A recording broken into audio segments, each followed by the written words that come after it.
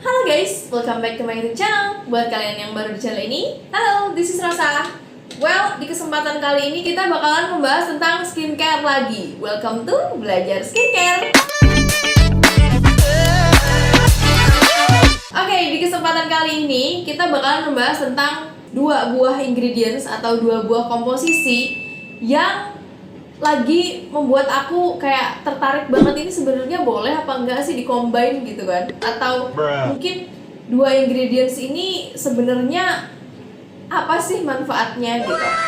Hari ini kita akan membahas tuntas ingredients ini. Well, for disclaimer ya, aku bukan praktisi skincare yang kayak tenan, aku wedi. wah pro banget gitu ya sama skincare. Tapi aku membagi semuanya berdasarkan pengalaman yang aku alami gitu kan ya, berdasarkan semuanya yang udah pernah aku pakai skincare-nya, dan aku bakalan share ke kalian semuanya. Oke. Sebelum kalian ke videonya, jangan lupa untuk kalian subscribe dulu channel ini dan nyalain notifikasinya supaya kalian bisa dapat notifikasi dari aku setiap minggunya. Langsung aja kita ke videonya saja. Well, hari ini aku akan membahas tentang retinol dan juga hyaluronic acid atau HA. Nah, ini adalah sebuah ingredients yang menurut aku itu kayak susah-susah gampang untuk dipelajari. Oke, retinol atau yang biasa kita sebut dengan retinol adalah sebuah komposisi yang sebenarnya fungsinya itu banyak banget, ya kan? Jadi tanpa belibet nih ya, aku kasih contoh retinol itu serumnya dari IEM Beauty. Aku belum pernah coba serum retinol lain selain dari IEM Beauty. Karena menurut aku yang habis sampai 2 botol ini baru IEM Beauty aja. Nah kan, menurut aku juga retinol ini nggak aku pakai setiap hari. Karena ada beberapa orang yang biasanya itu menyebut bahwa retinol itu tidak boleh dipakai setiap hari. Boleh dipakainya cuma setiap malam doang ketika mau tidur untuk regenerasi sel kulit, atau juga boleh dipakai 2 kali sehari. Dan ya, at the end-nya aku bingung ya, harus pakai di mana ya? Harus pakai tiap hari, tiap malam, ataupun pas kebutuhan kulit aja ya. Jadi kesimpulannya kalau dari aku, retinol itu bisa dipakai setiap hari untuk kulit yang benar-benar membutuhkan retinol. Kulit yang bisa membutuhkan retinol itu seperti apa sih? Kulit yang membutuhkan retinol ini adalah kulit yang sudah memiliki tanda-tanda penuaan dini, ataupun kulit yang jenisnya itu kulit kering, atau yang jerawatnya jerawat parah banget.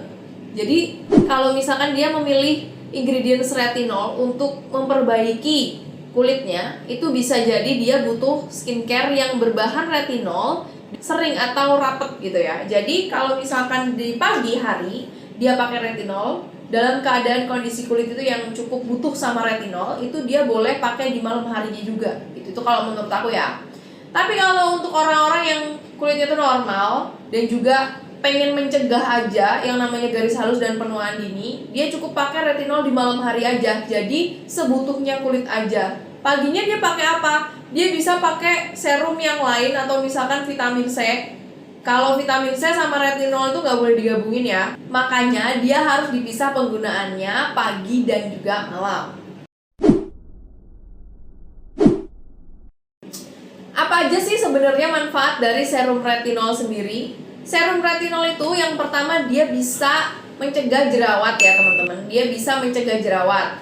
Mencegah ya, tapi bukan dalam status seperti menjadi eksfolian atau eksfoliasi gitu. Dia cuma mencegah timbulnya jerawat. Terus selain mencegah, dia juga bisa mengobati jerawat. Jadi yang mengobati itu dia lebih ke mengobati jerawatnya, fokus ke jerawatnya, bukan fokus ke eksfoliasi jerawatnya gitu kan. Dia juga bisa mengecilkan pori-pori yang membesar gitu kan. Jadi buat teman-teman yang kayak aduh pori-poriku besar, dia bisa pakai kandungan retinol.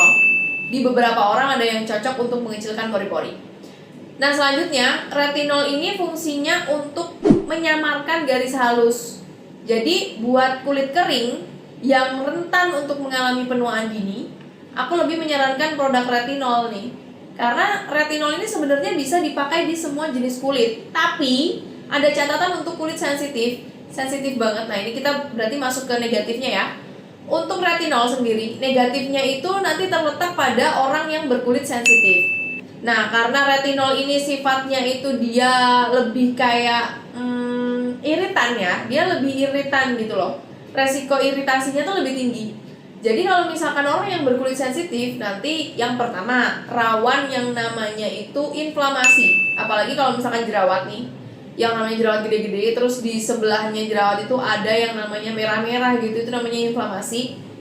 Jadi kalau misalkan orang yang kulitnya ini nggak bisa tolerir sama retinol, dia ini bisa sensitivitasnya lebih tinggi. Nah, kayak kena sinar matahari tiba-tiba dia langsung merah-merah gitu. Terus wajahnya jadi tambah kayak kepiting direbus gitu merah gitu kan.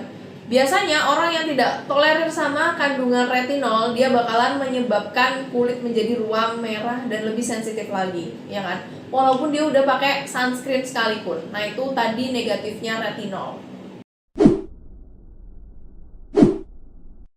Jadi, retinol ini sebenarnya itu bisa nggak sih dipakai di semua jenis kulit?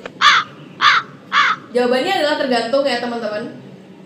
Karena retinol sendiri ini hanya bisa dipakai untuk kulit yang menurut aku dia ke normal, berminyak juga bisa, kering juga bisa. Tapi kita lihat dulu apakah kulitnya itu sensitif atau enggak.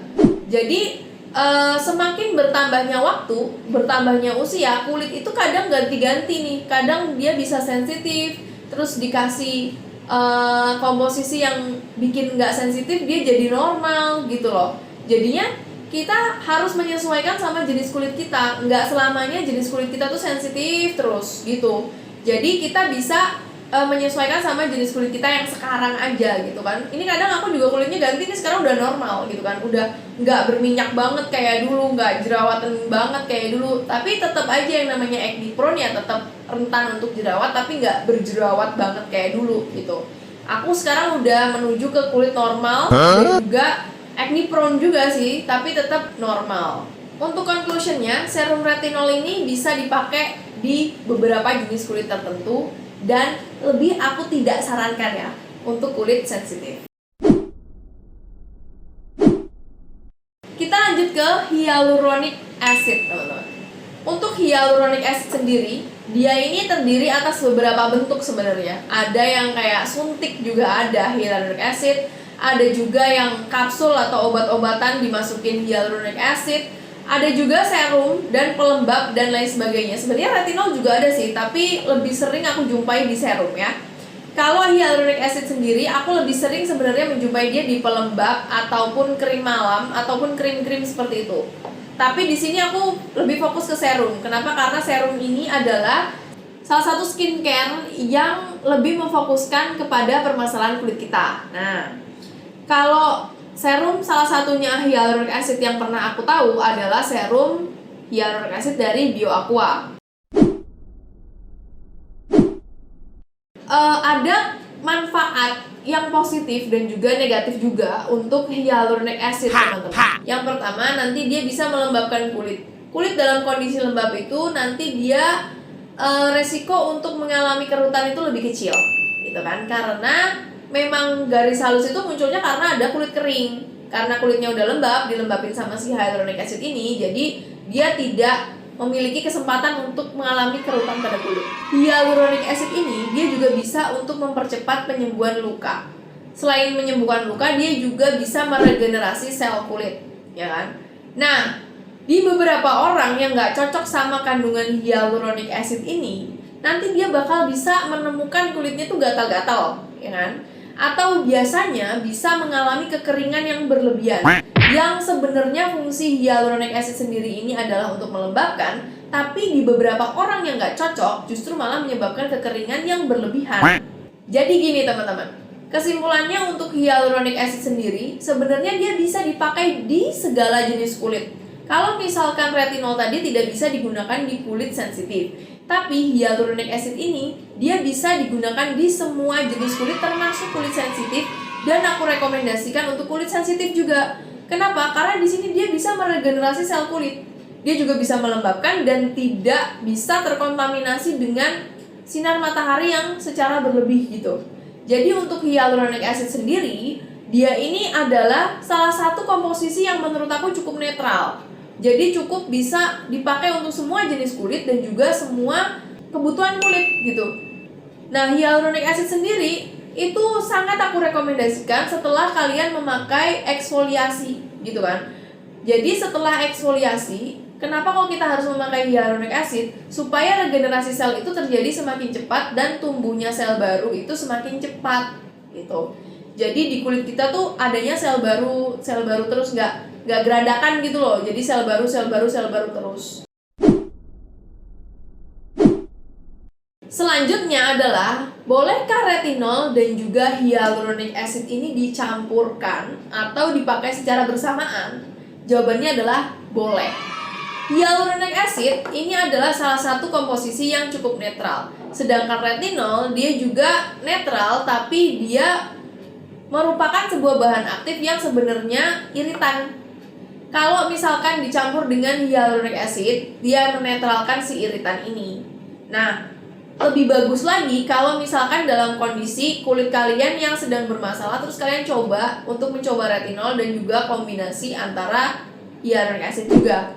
Nah, pakainya gimana? Pakainya adalah dengan cara mengurutkan yang cair terlebih dahulu, baru yang kental. Kalau misalkan yang lebih cair itu retinolnya, kalian pakai dulu yang retinol supaya retinolnya bisa lebih meresap ke kulit. Nah, begitu pula sebaliknya. Kalau misalkan hyaluronic acidnya yang cair, nanti kalian bisa pakai hyaluronic acid dulu, baru retinolnya. Pokoknya tergantung sama kekentalan dan juga tekstur dari si serumnya itu. Itulah makanya kita disarankan untuk memakai skincare mulai dari yang ringan dulu supaya bisa cepat meresap ke kulit, dan kemudian nanti dilanjutkan ke step-step yang lebih padat seperti habis serum, moisturizer, habis moisturizer, sunscreen gitu. Dia jadi yang lebih padat gitu loh. Hyaluronic acid sendiri dan retinol sendiri ini sejauh ini aku sudah memakai selama kurang lebih 2 bulan lamanya. Dan menurut aku dia bagus untuk kulit beruntusan dan juga kulit acne prone dan kulit normal, kulit sensitif sekalipun. Tapi untuk kulit sensitif aku butuh catatan untuk retinolnya ya. Retinolnya hanya boleh dipakai 1 kali aja sehari untuk kulit sensitif. Ini aku pakainya 2 kali sehari ya. Combine antara retinol dan juga hyaluronic acid. Ini juga adalah sebuah keberanian ya teman-teman, mencoba skincare untuk teman-teman bisa pakai. Oke guys, itu dia materi tentang hyaluronic acid dan juga retinol.